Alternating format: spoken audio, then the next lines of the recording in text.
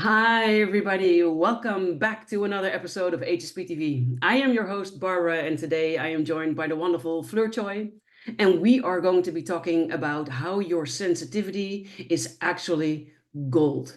Because if you watching today are much like we both are, then in the beginning stages of discovering who you are not seeing your sensitivity as something positive or something that brings you joy. And we are hoping to change that with today's talk. So thank you so much for being here, Fleur, and to come on my show and talk about this topic. Hello, Barbara. Thank you for having me. I can't wait to talk more about it. I love it.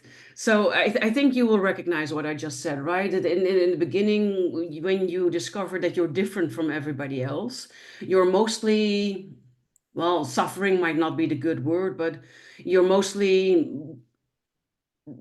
yeah, encountering things like you're different from everybody else, and people say to you, oh, but you're so sensitive, or you really should grow a thicker skin, or don't take everything so personal. And you could also become overwhelmed with sounds and smells and things that are going on. And most of the people that come to me, including myself when I was in that stage, we don't see it as something joyful, positive, golden. Not at all. I totally relate to what you said. Like my mom, she used to say it like that. Oh, Fleur, she is so sensitive, and so like right away, I somehow internalized, the fact that sensitivity was not good. Sensitivity was even a weakness. Sensitivity was you didn't want to show it in any ways, Mhm. and I really try to. I think control would be a word, like control this part of me that was judged too weak or at least not like other people. And the thing that I realize is that control doesn't work with sensitivity. No, but that's a You lesson that become both like of us need to learn. you Yeah. know, like a pressure cooker, right? Like you have this feelings, like all these, and you talk about the noise, the light. It can be so many things. For me, it was internalizing and processing the emotion and the feelings of others without knowing it. So in a kind of like almost passive way, automatic way, right? Feeling like a sponge. And so feeling like I'm a pressure cooker, and I would have those big release. And I had those big release in the most awkward places that you were not supposed to have it. But it was kind of like, too much. One more drop of it, and I couldn't handle anything. And so for the longest time, I hid it, and I was trying to manage it in many, many ways, but it took me a very long time to realize and to own my sensitivity as a compass. Mhm. And something that I realized along the way is that because I put this sensitivity on the side and try to disconnect from it, I built a persona that was not me. Mhm. And it felt, like safer to put this mask on my face and to be like, okay, like let's do like everybody else. Mhm. And to take this persona took me to, I think, take decisions in my life that were not for me. And so at some point I arrived at this point and I was like, what am I doing here? This is not my life. I'm not feeling well in this life. And so that's where I think everything collapsed. The big burnout arrived, the depression, and so many symptoms that I was cursing. I thought the symptoms, the discomfort, were the problem, Mm-hmm. which they were not. They were actually like little, I see that little like, hey, Yeah. from, Attention grabbers, yeah, eh? Yeah. yeah, from my body that was like, Mm-hmm. I want to check out now, can we do something else? And it took me a lot of suffering and a very long time. And I don't think it's need to be. I think it can be way softer. And Mm-hmm. so once you realize the process, once you have the vocabulary for it, once you understand that most likely you're the black sheep of your family because you're the one that have signed up for it to Mm-hmm. land in this environment because you're the only one able to process what's going on, and that this is actually a gift. And yeah, it took me so long to understand all of that. So yeah. Yeah, you're saying a really valuable things that I also often say, yeah. So when we have not learned who we are and how to manage this gift, because in the end it is a gift, then we are like this sponge and we're sucking up everything from the environment. And so that's people's emotions, people's energies, noises, smells, everything. And I also always compare us to a bucket. And with everything that we suck up with our sponge, our bucket fills up. The water level rises. And when you haven't learned how to do it any differently, then the only natural way we have of emptying the bucket is by sleeping. And when we sleep, that's why we need 8 to 9 hours sleep minimum. When we sleep, we process everything during the day. And everything is played again like a movie. And then we sort it. And then we either let it go, we store it, or we do something with it. And that empties our bucket. So when we do not sleep enough, our bucket doesn't get completely empty. When there are things interrupting our sleep, our bucket doesn't get completely empty. And when we then have too much stress or too many people who are stressed around us or too many of these things that we suck up as a sponge, then our level keeps rising and rising. And it might go down a little bit at sleep, but it never empties anymore. So when that pattern happens for quite some time and you do not do anything about it because you don't know that you can do anything about it, or you're not aware of what's happening, then eventually that leads to a burnout.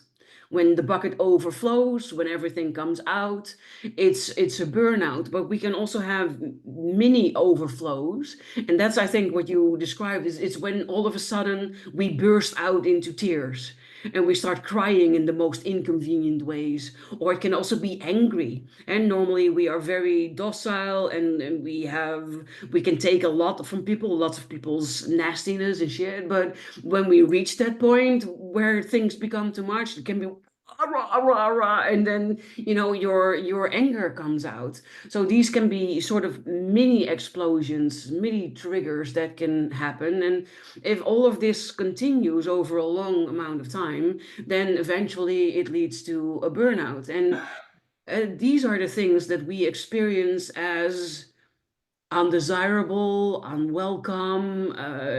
These are also the things that make people tell us, "Oh, but you're so sensitive," or you really should learn how to let things go," or "You're constantly stacking everything." And because everybody else doesn't seem to work this way, we think something's wrong with us, that we are weird or strange, or that we are broken, that we need to be fixed, that this is something that we need to get rid of.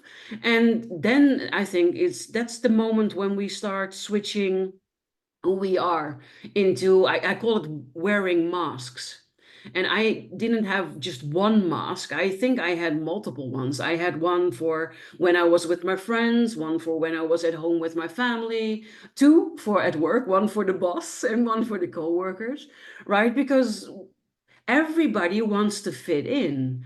Everybody wants to belong. Everybody wants to have friends. Nobody wants to be alone, be judged, be exercised. So we try to transform ourselves into a version of ourselves that we think other people want us to be, or that other people can become friends with, or that people will hire for a job because you're the model employee. All of these reasons. And what we don't realize is that it moves us further and further away from who we really are, right?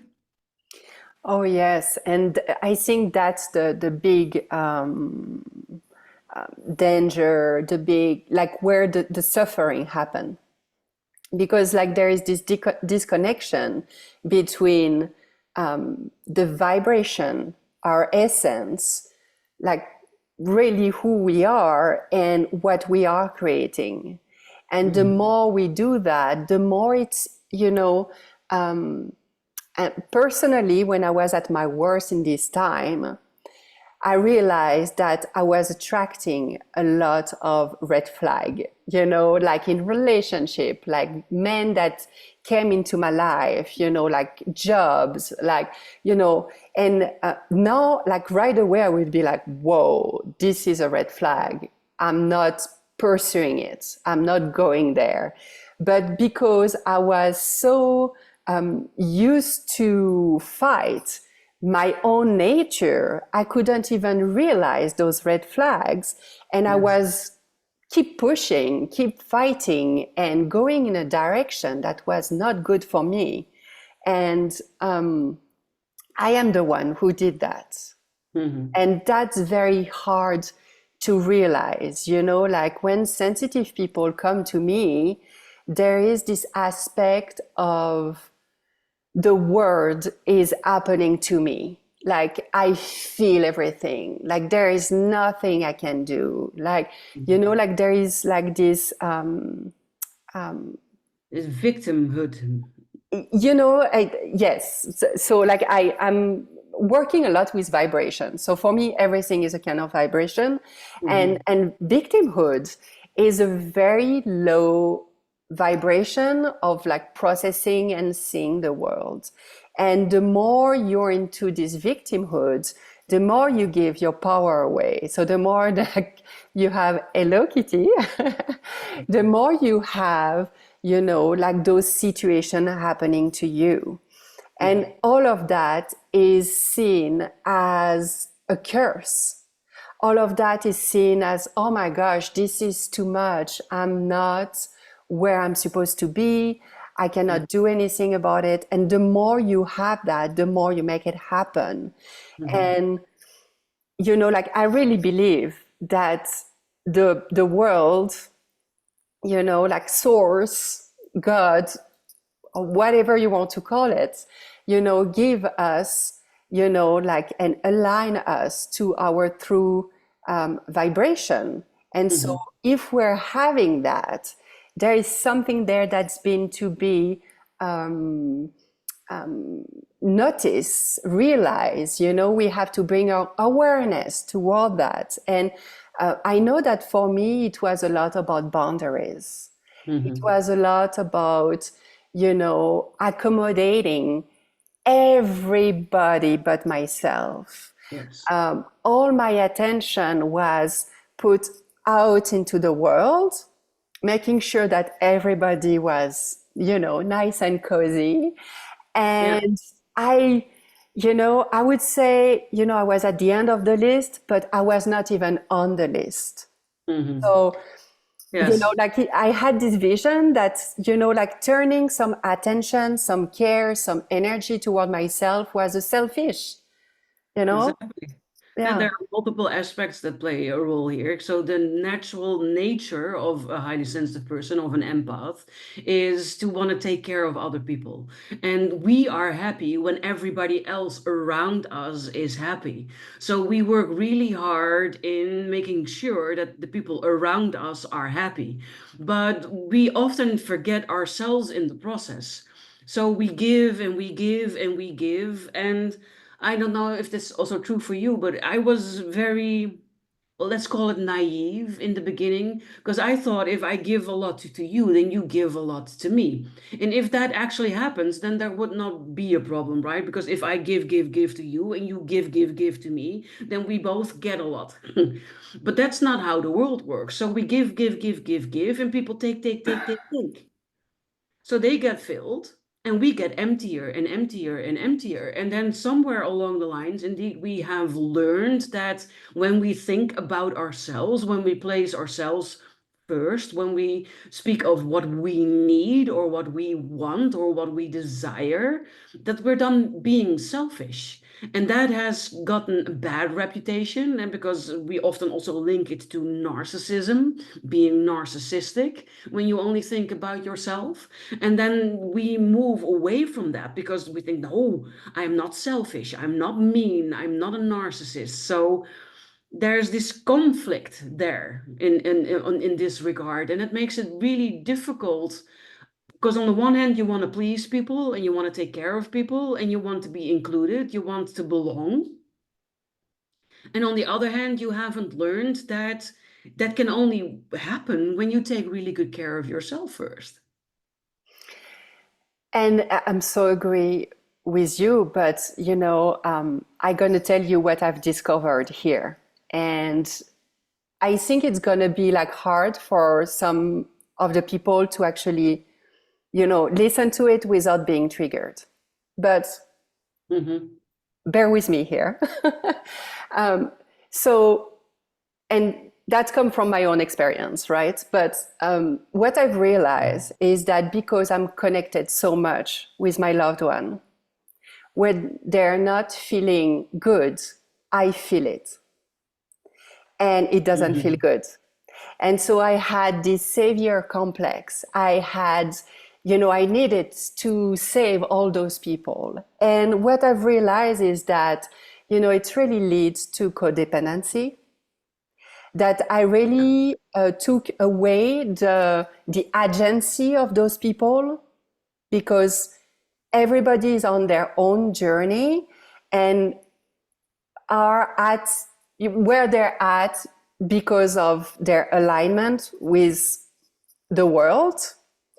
And so this expectation that I was having as well, to be like, I'm going to give, and you're going to give to me, was actually a very toxic way to be. And that's what I needed first. It was to fill my own cup, my own bucket, Yes. and to align with the people that were also doing that, instead of like getting drained. And that's all of that was really starting with me, to turn toward me and to be like, whoa, what do I need? Because like I feel very drained right now. And yes, there is a lot happening in the world. We live in a crazy, really crazy world. For sure, but we have this power to actually realign, reset, with sleep, definitely, with self-care, with actually, like tapping into what we really need, instead of like performing and running in circle and, like taking care of everybody and kind of like mothering, like everybody in a way that it's very disempowering for others. So, when an empathic soul, a highly sensitive person, meet a narcissistic person, which happen very often and very easily, it's because this person is mirroring what you do to yourself. And that doesn't feel good. That feel like, whoa, like I'm in charge of myself and my well-being, right? So like it took me a long time to actually accept that, and it comes to boundaries, it comes to saying no, but it comes to way more than that, to actually, tune into this inner landscape, our inner world, our nervous system, like connecting with the body, because very often we think a lot, our energy is up there, right? We want to open our third eye and all of that. But we're not using this power, like our beautiful body, that it's connected Mm-hmm. to, the 3D world. And so we're leaving a lot of energy on the table. Yes. And so, like a simple practice, like grounding, would be a Yeah. practice that's recentering yourself, bringing yourself into the present moment. So you're not thinking about the past, you're not like having anxiety about the future. Mm-hmm. It can be like very complicated for Mm-hmm. some people to do. And so Yes. training yourself to come back into your body, coming back to your presence, it gives you a lot of information to what's going on. And Yes. from there, you kind of like readjust, let's say. No, I 100% agree with you. And I think that the two most important things that I start everybody off with is grounding, connecting to the earth, connecting to yourself, feeling yourself again, feeling your energy. And the second is breath work, because most of us, we breathe up here.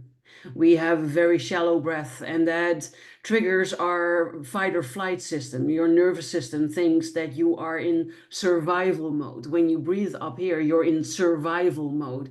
And that is what most of us are feeling, right? We're trying to survive in the world, and we're trying to control what we can in order to make the world a little bit nicer or a bit more friendly or a bit more pleasant to live in. And we work really hard at it, and usually we don't get the results that we want, so that brings even more stress. And everything that happens to us when we become emotional happens up here, right? We get pressure on the chest, we get a lump in the throat, we get tears, we get maybe a clogged nose, headaches, tense neck, tense shoulders. So everything happens here. And when you're already breathing here, then that happens very quickly. And that's when you all of a sudden find yourself bursting into tears or bursting into anger, or you don't have any control over your emotions when you're breathing up here. So when you start actively breathing lower towards your belly, towards your core, your power center, which is located right below your navel, then you start deepening your breath. And then it's also about longing or making your out breath longer than your in breath, because when your breath out is longer than your breath in, that's when the nervous system calms down. That's when you step out of survival mode, and then you can start thriving, and then things can start shifting for yourself. But it doesn't happen when you stay in survival mode. So these are two of the things that I think are the most important for people to learn and to manage to start turning things around, right? Absolutely. And the difficulty in that is not the practice. The practice are actually quite simple. Yes. But when you talk about like nervous system and stress response, there is two things. There is, like on every day, having the practice to keep your nervous system regulated. And from there, you're very strong. But, as I said, life is crazy. So we get some little bump on the way. And so there, when you are in acute state of stress, you can remember the practice and be like, whoa, I realize I am aware that I'm going through something right now, and I can use the practice to regulate right now. So you can do it on the chronic stress, on your regular level of stress and anxiety, and also during the acute time when it gets crazy. But if you never practice, well, it's never happened. Your nervous Mm-hmm. system is actually never regulated, right? So instead of like being there, let's say you're there, and then life happened on that.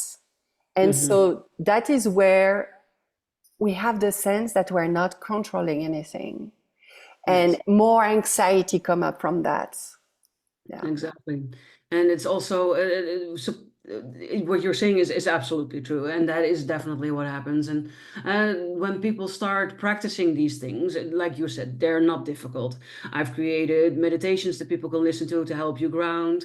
I've also created audios that you can listen to for your breath. So in the essence of it, it's not difficult. But what is difficult is for people to incorporate it into their daily routine, to make it a part of their morning routine, their evening routine, or even creating morning and evening routines, which is an important thing for, especially for us, for the more sensitive people. But then also, when you start feeling things are starting to turn around, right? You're starting noticing the difference and you're more in control and you're becoming happier. Then usually what happens is that we stop with these practices.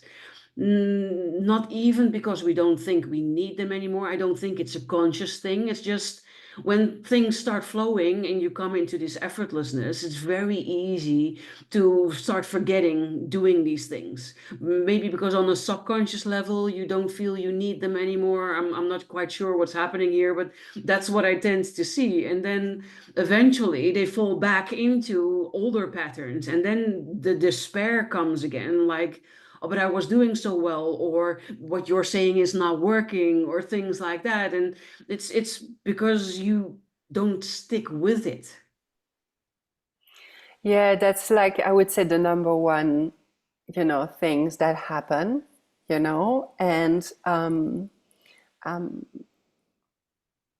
the the fact is, is it's there is so many practice out there, right? So you might, try a few of those, and see what make a difference, doing for a week, see how it goes, right? But we're so good at just leave it when things are flowing, like you said, and not realizing what's like a constant practice, like the benefit of that. And that is, you know, um, I have those conversations with Reiki a lot, right? I have this training for highly sensitive people because energy is actually the real language, the first language, let's say, that we all have as we get born into this world. And so very often I talk with people about Reiki, and Reiki is one of those tools.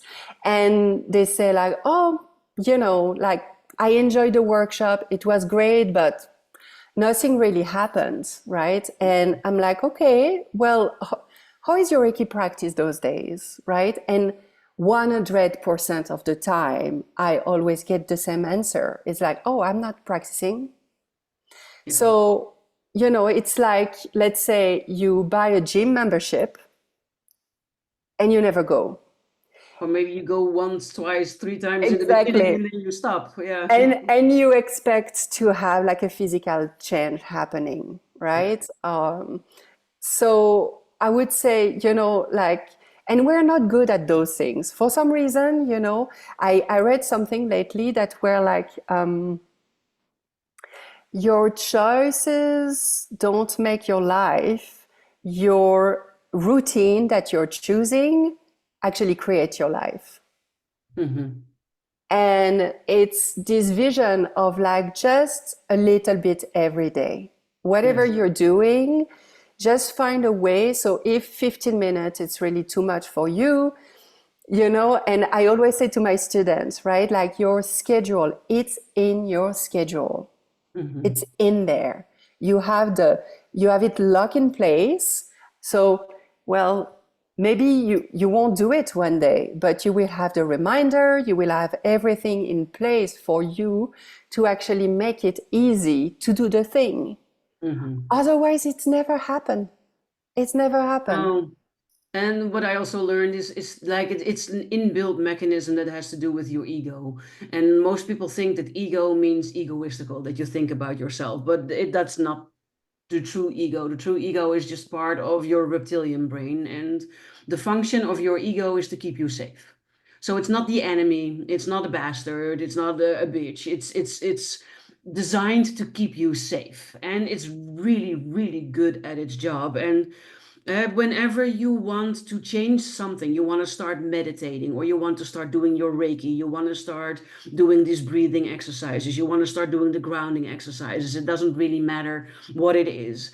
It is something different from what you were usually doing. So that means that it's unsafe for ego because it's unfamiliar, it is unknown, and its job is to protect you from dangerous situations. And when something is unknown, it cannot tell if it's going to be dangerous, yes or no. So when it tries to protect you, it does so by making you stop with your changes. Because then it successfully moved you away from a potentially dangerous situation, thus doing its job. And that's often what we struggle with. It's not that we are not motivated enough. It's not that we don't have good intentions. It's often that we want to do too much for our ego to handle in that situation. And it starts then by doing little changes, things that might make ego stand on alert, but then slowly, oh, okay, and it gets used to it again, and it thinks, oh, this is not so bad. Okay, oh, this can become our new normal.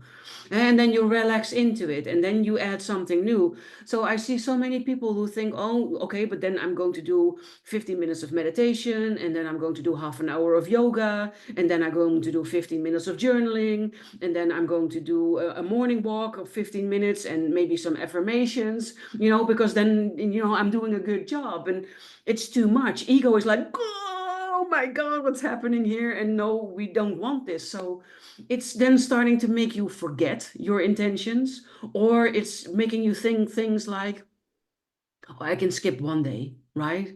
One day doesn't matter. So I'll pick it up again tomorrow. And then tomorrow you think, oh, but I'm not feeling like it. Well, who cares if I skip another day? I'll start tomorrow. And before you know it, a week has gone by and you haven't done it the entire week. And that's how it starts. And again, that has nothing to do with you are not motivated enough, or you don't have the right tools, or whatever. It's really this simple. Your internal mechanism is trying to protect you from a potentially dangerous situation. So the way to get it on board is to make little changes. Slowly, little changes, baby steps over time. It's not about the big results and the big steps and getting there as quickly as you can. No, it's about taking everything into account and making little changes that over a long time end up in big change that is permanent.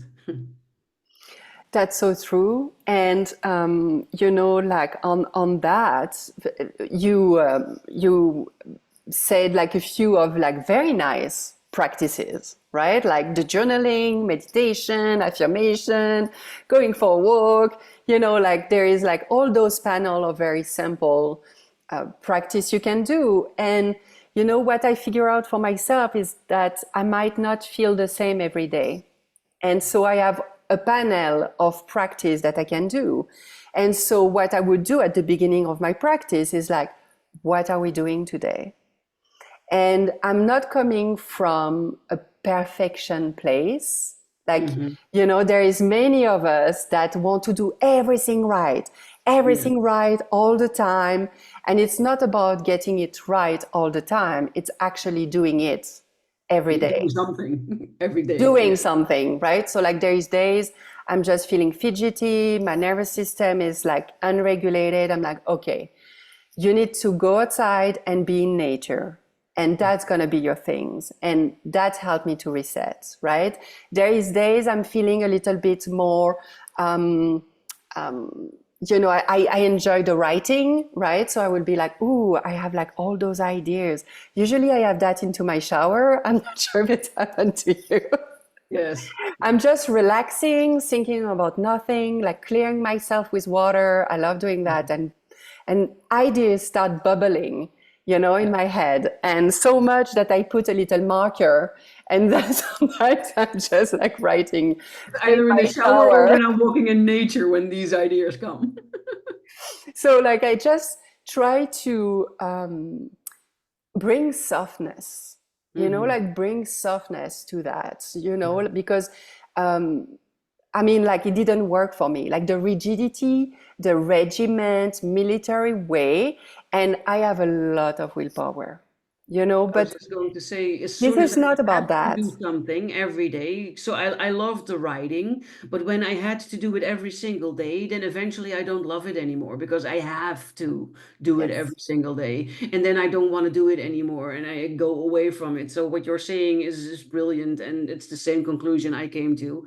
You need to try stuff out and see what works for you. And then in the moment, in the day, think, well, today I feel like doing yoga, or today I think I'm not calm enough to start writing or to do my affirmations. No, today I need to do a brisk walk in nature and feel into the moment and do what feels right in that moment. So compile a list with everything that works for you and then feel into all of these things in the moment of what do I need right now.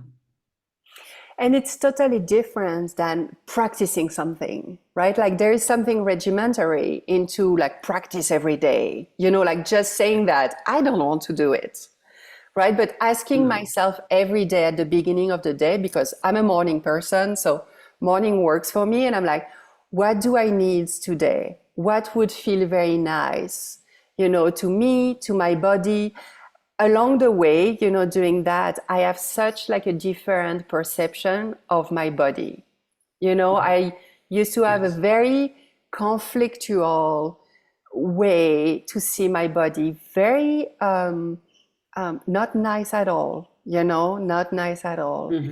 And through this work, Hmm. I started to realize what my body, my nervous system was handling for me on the regular, and trying to keep it together with all the stuff that I was not doing for her.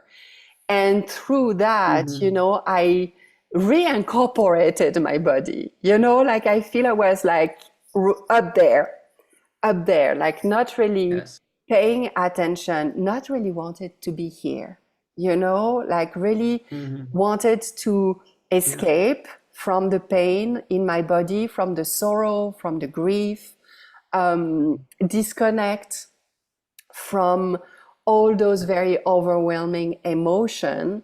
And actually the goals, was to reintegrate my body and actually be like, whoa, I'm feeling a lot of grief today. And okay, like let's see, it's there. We cannot deny it. I cannot like No, just like, you shouldn't suppress you it. know, throw it away and be like, no, I don't want to feel you. No, I'm like, okay, there is Not today. something that little Fleur, probably, my inner child, has picked up along the way. And this is blooming, this is flourishing right now. And the gift is actually to be like, okay, and like you have curated my life around who I am. And Hmm. I'm like, it's fine. We're going to take half an hour and we're going to Yes. process. And it might be not even my Hmm. grief. I mean, some of it might be mine, but Oh, most of it might yeah. not be mine. And that's Yeah. where you Yeah. understand the beauty of sensitive people, because there is some people out there that don't have this gift of like having the awareness to process those emotions. And so I truly believe Yes. that we are processing for ourselves, then we're processing for a loved one and the close family member that live with us. And then we process for the collective consciousness, And so Yes. once you Mhm. realize all those stages, you're like, whoa, I have a gift. Like, this is a soul calling there. Like, I cannot just disconnect and like not doing my soul purpose. Like, there is something very Mhm. it feels very good to actually realize all those steps and work deeper into the feeling, because like, and especially grief, because like there is this special time that is happening, this special season. We're diving into the darkness right now. And from that, a lot of grief might come up. And so this is an opportunity to actually excavate from our body, from our energetic field, all of that that's been there, who knows for long, in our body, in our lineage. I mean, yeah, there is so much that can be there. There is layers of it. Yes, yes, you're absolutely right. Emotions are meant to be felt and emotions are meant to be flowing. So repressing, suppressing, ignoring, all of these things don't work because emotions need to be there. And that's also why things work different for us because lots of people teach you to plan things and say, oh, on Monday I am recording videos and on Tuesday I'm editing the videos and on Wednesday they go live and I do that for the entire month or, things like that. Lots of people teach this and that never worked for me because if I wake up on Monday crying, that often happens, that I wake up crying because I was processing things in my sleep or something else happened and I'm not in the right energy to record videos. Then Tuesday is also not happening because if I don't record on Monday, I cannot edit them on Tuesday. I cannot put them live on Wednesday. So that type of rigid planning also never worked. So we need to flow more with life. Then we've talked about the challenges that you can have as a sensitive. And in between, you've also talked about the positive sides, the golden sides of being sensitive. And big parts of that are that we are very kind. We're very loving. We're very giving. We want the world to be a good place. We do our part to create a good world. We are always there for our friends, for our family. We have the capacity to help them without even them knowing that we're helping them by processing emotions for them. And this also translates into, for me, a special relationship with music, for instance, and special relationship with animals, hence my cat that keeps coming by. But music, for instance, for me, it's not just something I listen to. Music for me is emotion. It is something that I experience. So I can also use it as a tool when I have a happy playlist, for instance. Whenever I'm feeling down and I don't want to feel that way, then I put on my happy playlist, and it's that type of music where you cannot sit still and you want to move your body and I want to sing along with it, and this changes my energy, it changes my vibration. So it's something that you can also use, or if you feel like you need a really good cry, then I have a sad playlist, and then you can turn, oh yeah, put your sad playlist on because you feel you need to purge. And someone once told me that your tears are the pearls of your soul. And I found that to be incredibly beautiful because for a long time I was ashamed partly for crying and crying so much. And I didn't want to cry so much and feel that it was a weakness or that I needed to hide it from people, that it couldn't be there. Now I see it as a release of energy, something that cleanses me, something that helps me heal. And it's a beautiful process that I give the space it needs to move through it. And it's a very different way of handling it than I used to have. Oh my gosh, yes, absolutely. It's so beautiful. So I often say that we're like a music instrument, Mhm. right? Like we can go high in emotion, having like all those emotions. We can go low as well, right? All the spectrum of emotion have a need, a purpose, a moment. They're there for a reason, you know and because of all our safety mechanism, we have been made to get away from the discomfort and go toward what feel good. you know Mhm. that's really a reptilian way to be. And so this it's very ingrained into who we are, but it's not made, so like as you said, it's made to protect us, but it's not made to make us happy, to make us fulfilled, to make us feel alive, right? So when you realize that you have access to this whole spectrum of vibration, and that like a musical instrument, You can increase or decrease as needed. You realize that as a sensitive, you can feel the deep sorrow of the world, but you can also feel bliss and ecstasy like most people cannot. Yes. And very often, when I talk with sensitive, they're really focused towards the negative energy out there. Oh my gosh, all this negative energy out there, right? And it's there, don't get me Yes. wrong. But there is so much more. There is all this spectrum of energy. And so, emotion is energy in motion, right? Yes. Emotion. And so all of that we have access. And as a highly sensitive, we have this capacity to go high and low, you just go there and you think about the best day of your life, and just going there gonna raise your vibration. And so maybe like an extra note about that, because like when I have, like sensitive people that start their journey and focus toward negative energy, negative low vibration. Mhm. I don't like the word negative. Like it's just Mhm. low vibe. It's dense. It's heavy. We just want to go there, like to escape, right? Mhm. The thing is, most likely, they want to disconnect more.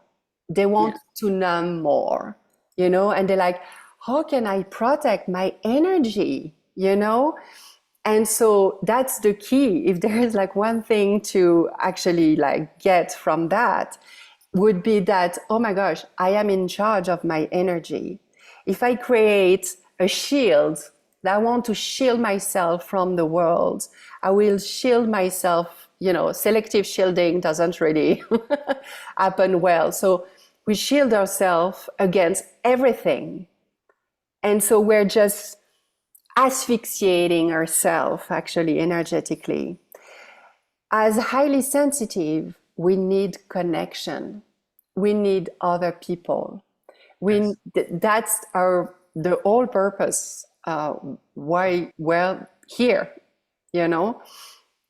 And so there is this entrainment. I teach that a lot in my vibration sound healing course, because like we are a vibratory system. We're vibrating with each other. Our nervous system check each other like in person, but also like that, like from distance. We're connecting, energetically. And so we're adapting. And that's actually like a safety mechanism too, because I want to make sure I'm safe with you. You want to make sure you're safe with me. So Yes. all of that is happening. This is a natural mechanism, if you will, And so once you realize that vibratory system attune to each other and train each other, you realize that what you need to be in charge is to be a strong vibratory system for other, maybe weaker, maybe like in lower vibration, to be entrained by your gift, your light, whatever you're doing, And so that's the key for sensitive, to realize that this is essential to get in charge of themselves Mhm. and filling their cup or their bucket, I think you said. And from there, they can, they're aligning with their authentic truth. And from there, they can actually do for what what they're meant to be here, Yes. their sole purpose. Yes. I love it. I agree with everything that you're saying, and I've been loving our talk. So I can imagine you out there, listener, viewer, that you have been loving our talk as much as I have. So if that is the case, I would love it if you could leave us a comment. Maybe you have a question, maybe you want to share one of your experiences, or maybe you just want to share your biggest insight out of our talk today, or maybe you just want to share the tool that we mentioned that you are going to start adding to your routine routine tomorrow, maybe. So we would love to hear that. I can also imagine that you want to know, well, I want to talk to Fleur. So where can I find her? How can I connect with her? So tell the people, please, Fleur, where can they find you? How can they connect with you? Yes, well, so most likely you will have a link to my website with this talk. My website is vibrantsoul.life. And you can get me also on Instagram at fleur.vibrantsoul. And I know all those names are very French, so if Barbara can put the link under it, that would be I will make fantastic. sure that all the links that you mentioned, Fleur, are included in the show notes, probably below the video, maybe to the sides, depending on where you're catching it. But definitely it will be around this video. So yes, use the links. My links are also included if you want to talk to me. There's always the option to book a free call with me. So if you feel drawn to either one of us, don't hesitate to reach out, because you are not alone on this journey. You are not weird. You are not strange. And you're definitely not broken, and you don't need to be fixed. You just need to learn more about who you are and how you can start seeing and using your sensitivity as the gift that it is, as the gold that it is. So thank you so much, Fleur, for being here today, for shedding this light on sensitivity and sharing your experiences. I feel very blessed that you are here. Thank you so much, Barbara. It's always a pleasure to talk with you. Thank you also, viewer, listener. I love that you're always supporting this channel, that you're always liking my videos, and that you're sharing them with your tribe. It means the world to me, and I look forward to inspiring you again with another guest next week. For today, have an amazing rest of your day, and talk soon.